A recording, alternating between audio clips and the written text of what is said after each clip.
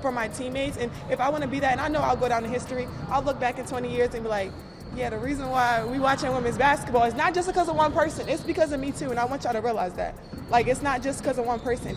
A lot of us have done so much for this game, and Kennedy has been here before, obviously, but there are so many great players in this league that have deserved this for a really, really long time, and luckily, it's coming now. I think so many people are watching women's basketball right now.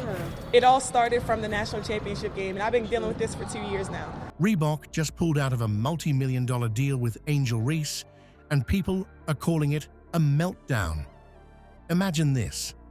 Shaq's first big WNBA signing, the golden ticket, a signature shoe planned for 2026, gone overnight. How does someone go from the face of a brand to completely drop this fast? And more importantly, what happened behind the scenes that made Reebok hit the brakes on their biggest women's basketball project yet?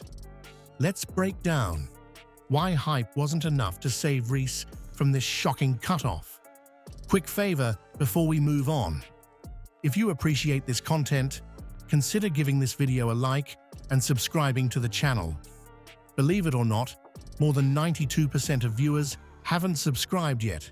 It's free and only takes a second, but it means the world to us. So did you subscribe already? Great. Thank you so much for your support. Now back to the video. Imagine being handed a life-changing chance. Not just any chance, but your own shoe deal set for 2026, and the person standing behind it is Shaquille O'Neal himself.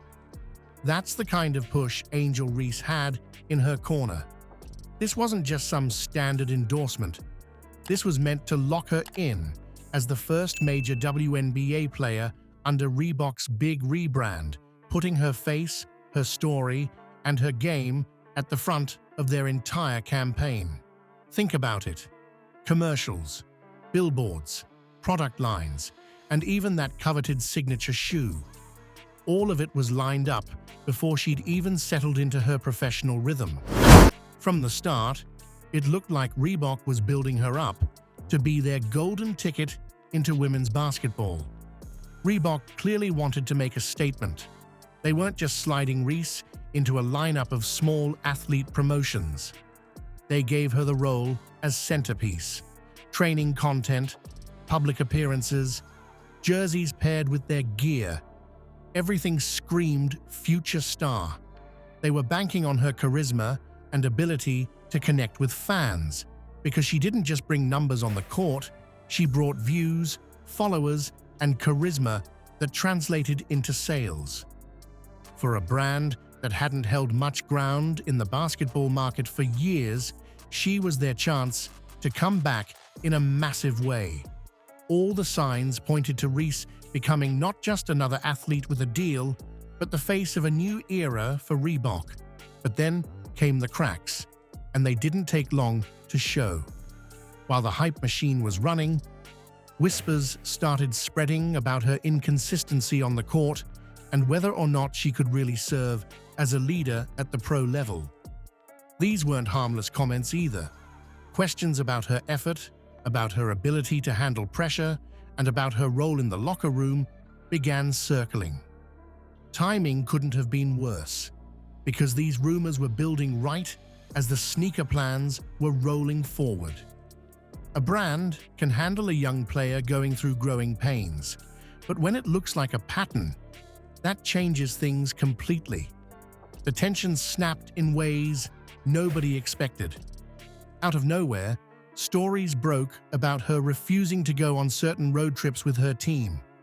Fans were stunned, calling it a flat-out sign of giving up on the squad. The most pointed story came around the Indiana Fever Road matchup.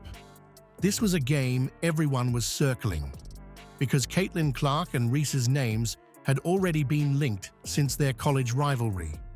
The stage was there. The spotlight was waiting.